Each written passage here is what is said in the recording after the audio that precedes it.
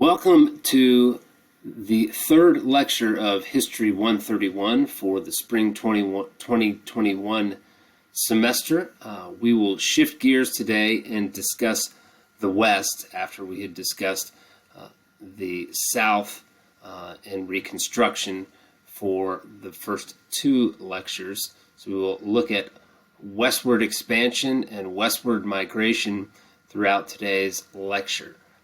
Before we begin, however, I want to address a question that I received from a student regarding homework for this course.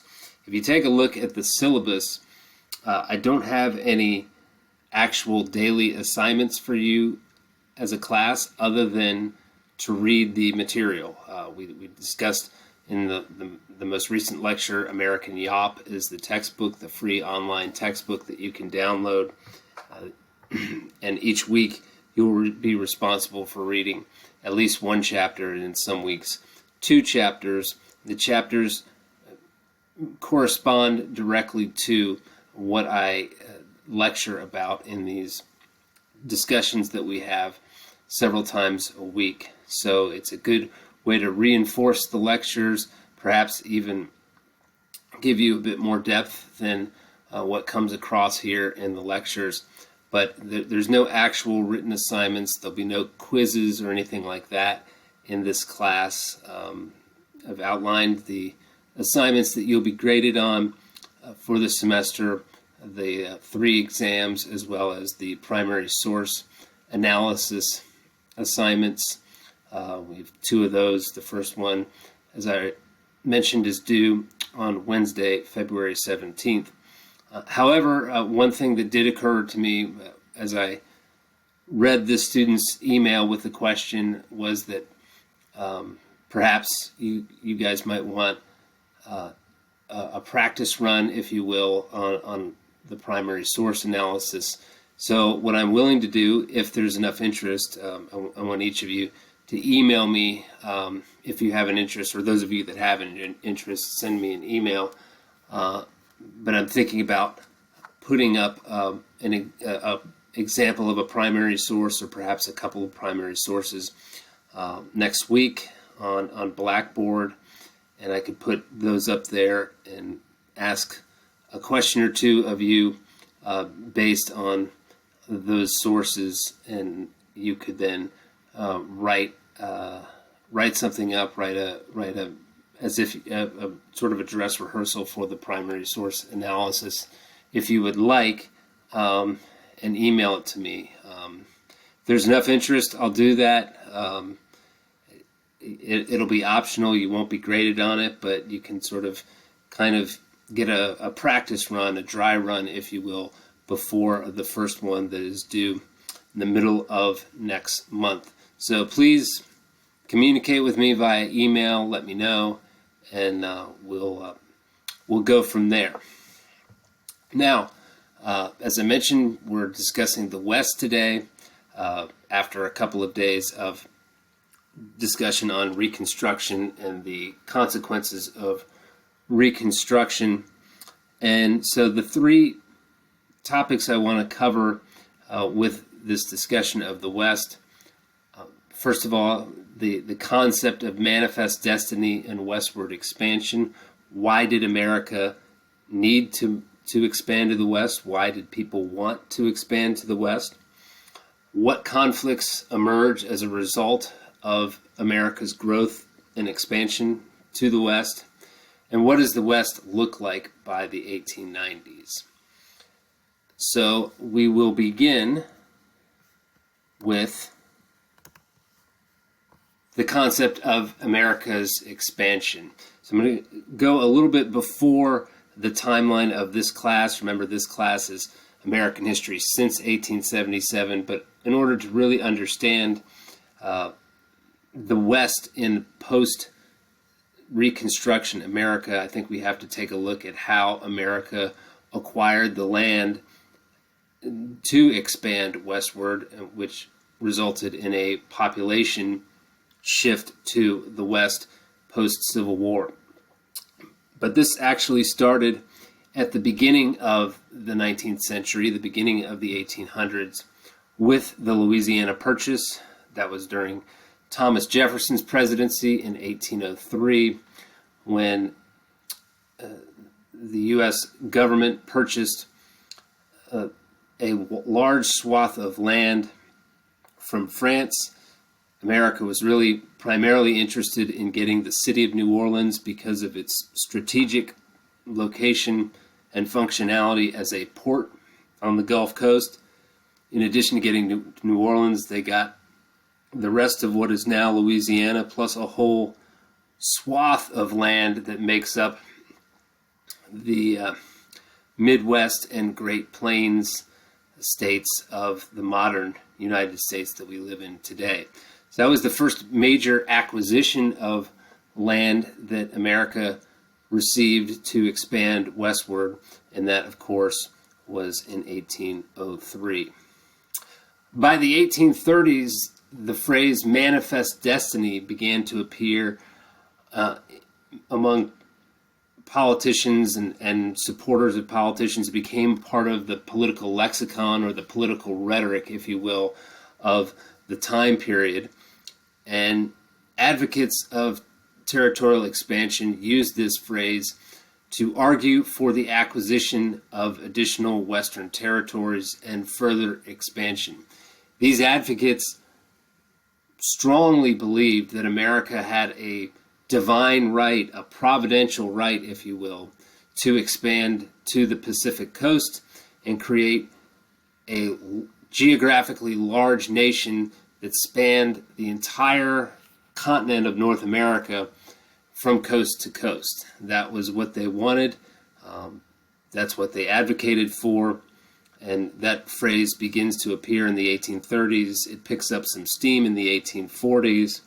And gradually, the American government begins to add more territories alongside their previous acquisition of the Louisiana Purchase. It begins in 1845 with the annexation of Texas. Texas at the time was an independent republic. It had been part of Mexico for years and had broken off from Mexico, and had spent in a war of independence in the 1830s, and spent about a decade, 10 years or so, as an independent republic. The Texas political leaders wanted to join the United States, and eventually that's what happened, as the U.S. was very interested in annexing Texas. That occurred in 1845. 1 year later, America acquired Oregon Territory. It was the result of a disputed land with Britain, but a treaty was resolved at that time, and America got Oregon Territory to itself. That consists of all of present-day Oregon and Washington State and Idaho and parts of some adjacent land. So basically, the Pacific Northwest in its entirety, more or less, was acquired by America in 1846.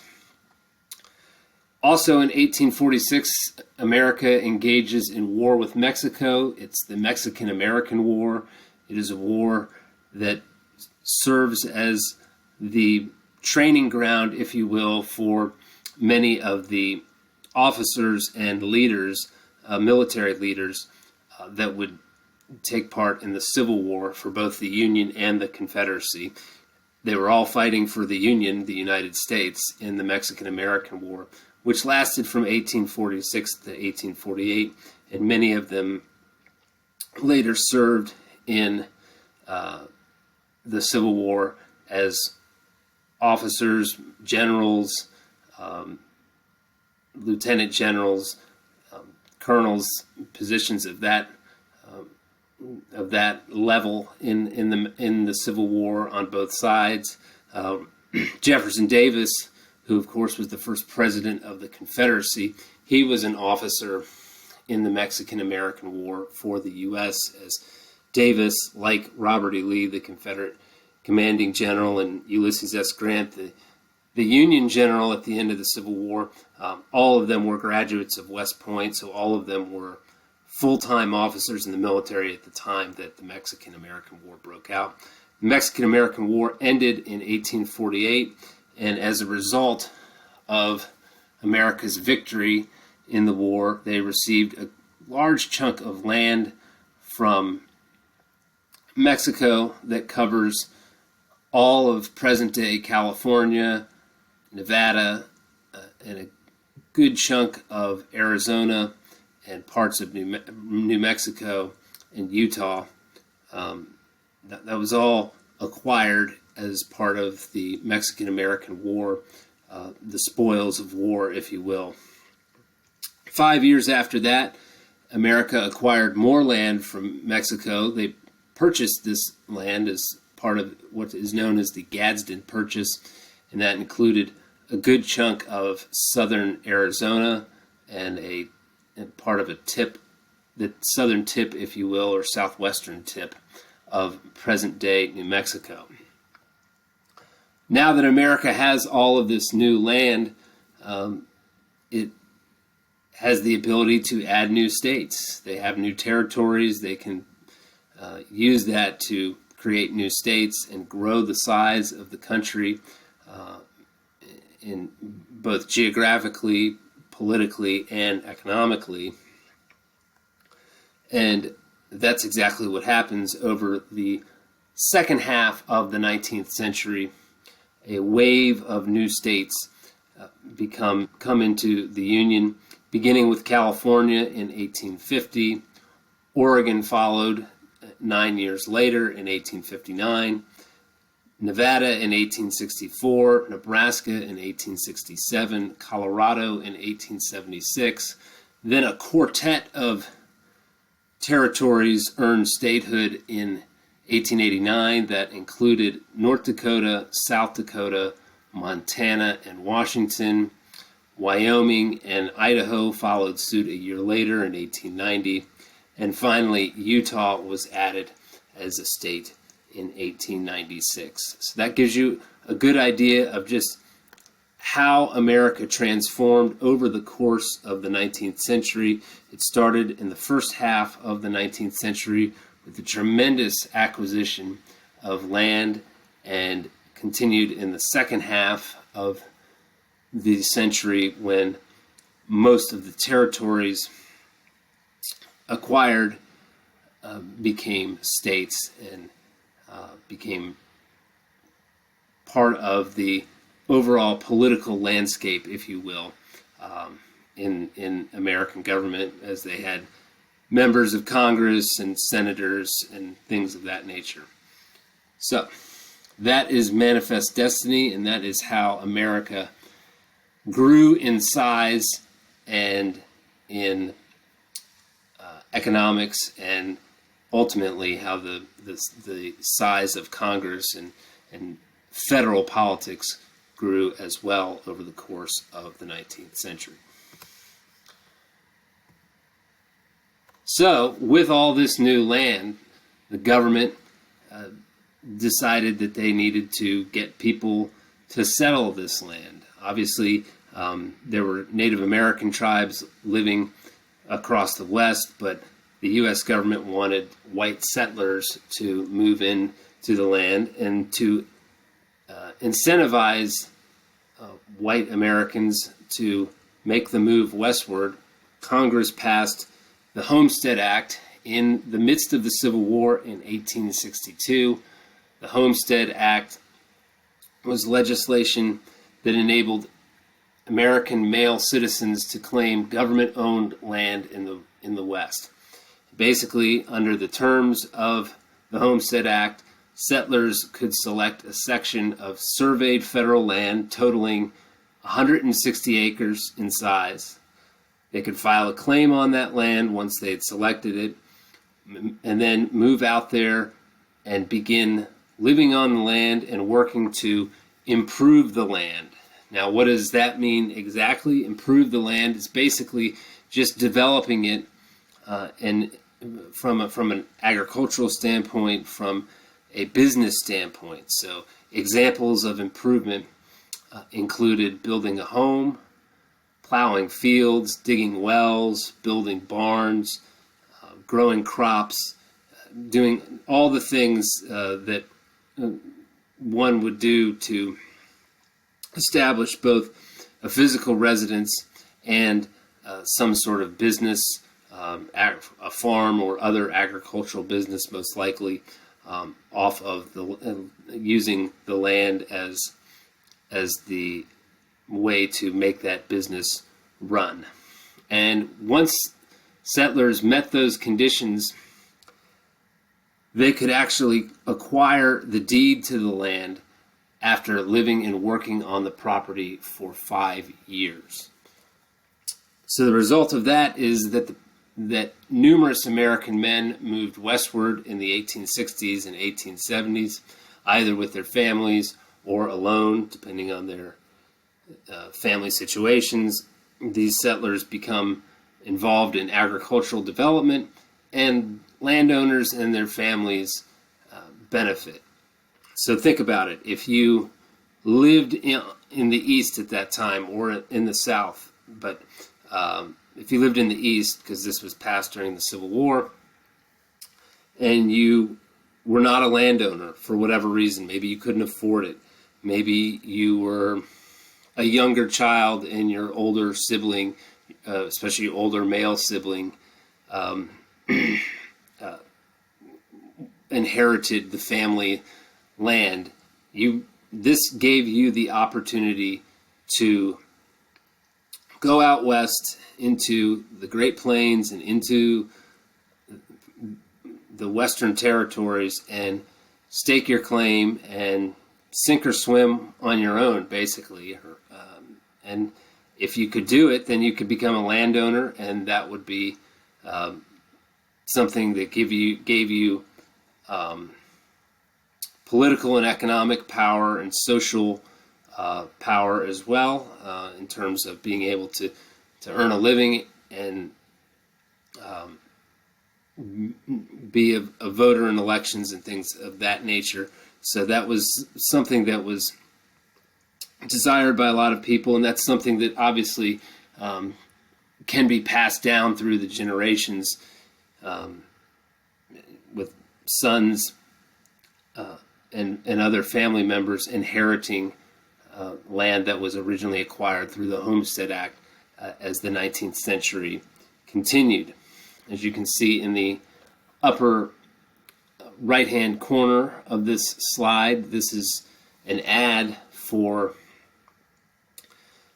young men to move out to Nebraska, in this case, and take advantage of the Homestead Act to get their piece of the American dream, land ownership and home ownership in Nebraska. As you can see, it says lands for the landless, homes for the homeless, millions of acres almost donated to the brave pioneers of the world by the generous government of America.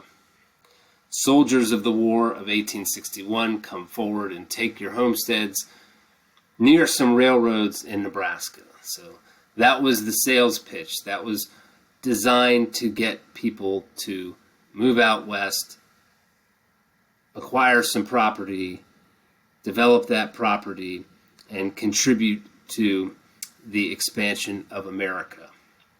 And it was a very effective sales pitch. Populations boom across the Great Plains as a result of the Homestead Act. The number of farms in Kansas increased from 10,000 in 1860 to 239,000 by 1880. In the state of Texas, population surged from 200,000 in 1850 to 1.6 million in 1880, and by 1900, population in Texas had reached a whopping 3 million people.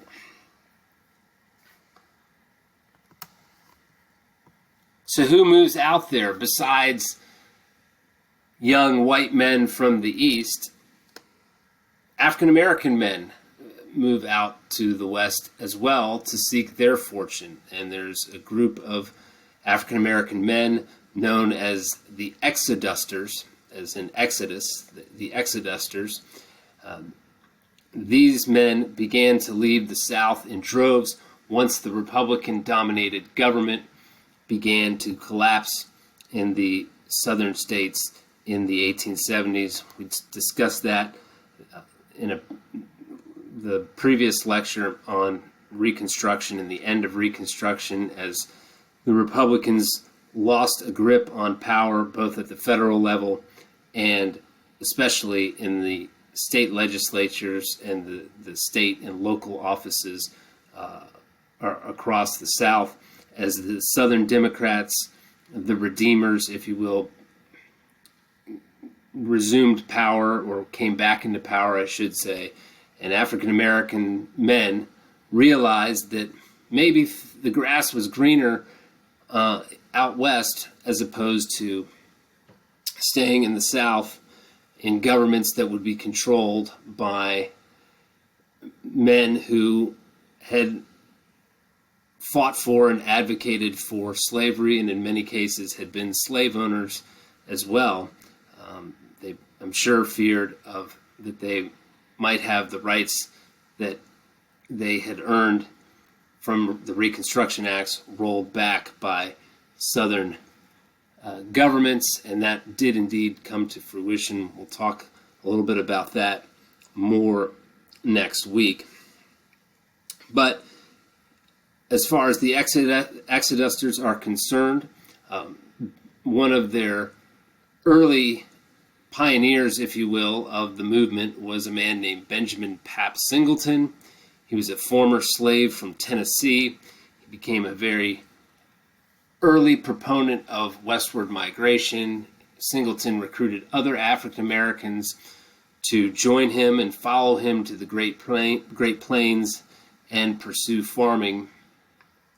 In 1878, Singleton led a group of 200 African Americans to Kansas, where they purchased 7,500 acres of land on a former Indian reservation and established the Dunlop community.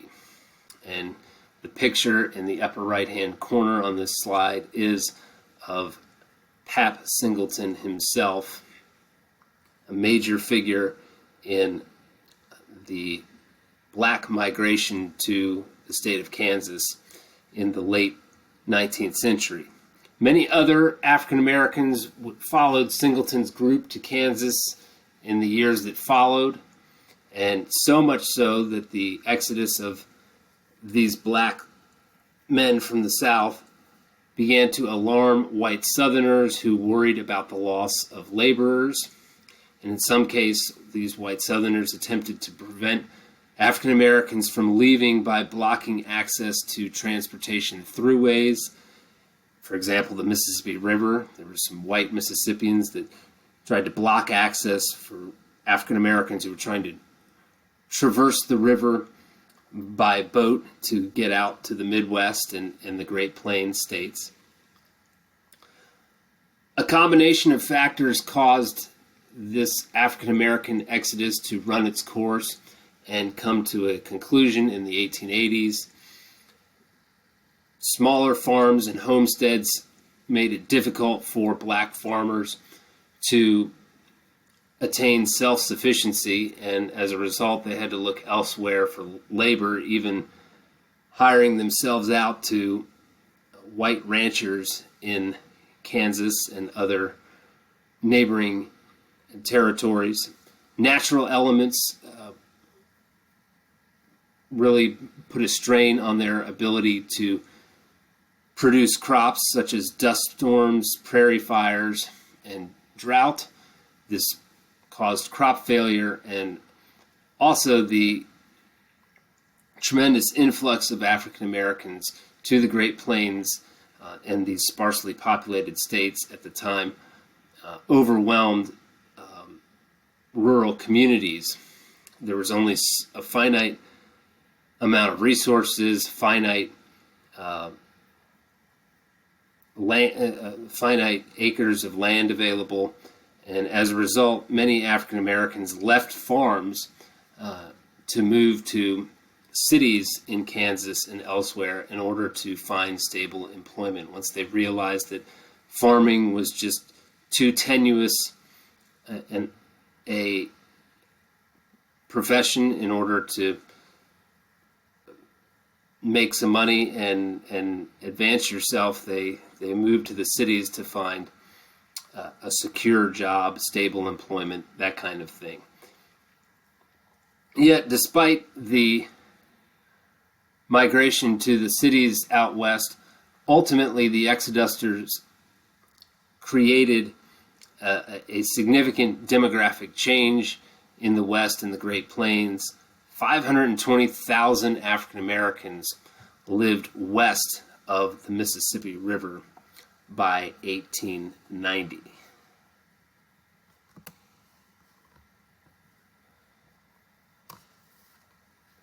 Of course, there were plenty of Native Americans living in the Great Plains states, and especially in the Pacific Northwest and the Pacific Coast.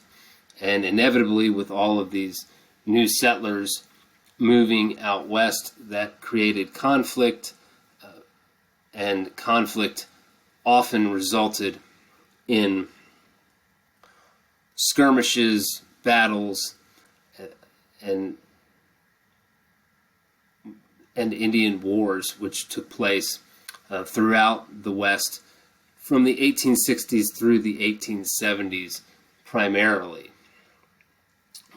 I'll highlight a few of these Indian wars here. These are a few of many that took place, but these are some of the major battles, some of the major skirmishes, and the major conflicts that occurred over this time period out west. And we'll begin with the Dakota War in 1862.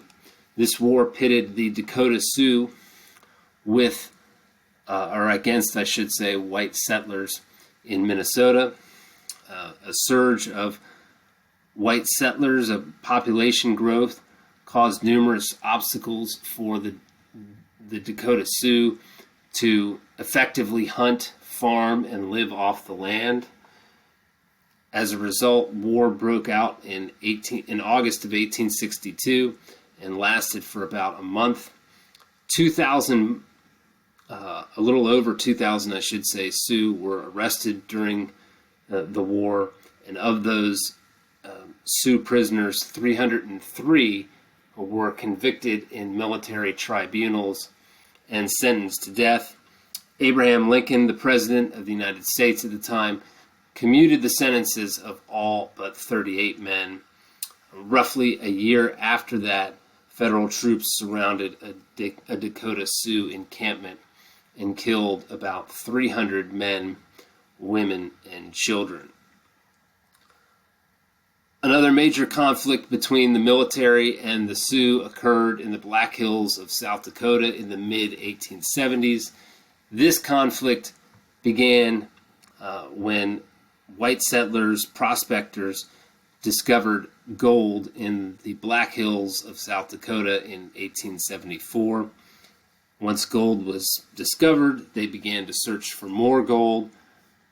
Unfortunately, this violated a federal treaty that had been signed in 1868, which gave the land in the Black Hills to the Sioux. It was a Sioux reservation, and it was their land, and the prospectors were searching for gold. After several Sioux victories in small skirmishes, Lieutenant Colonel George Custer, a West Point graduate and a Civil War veteran, led a division of the U.S. cavalry to the Black Hills, intending to subdue the Sioux.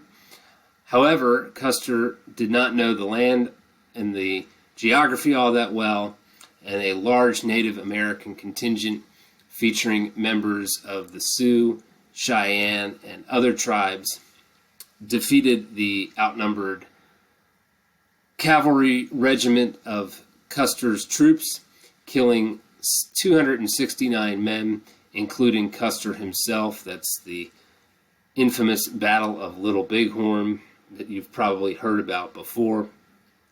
After this battle, the Sioux dispersed into different wildernesses areas around the region, but gradually began to surrender in the later 1870s, early 1880s, one by one, group by group.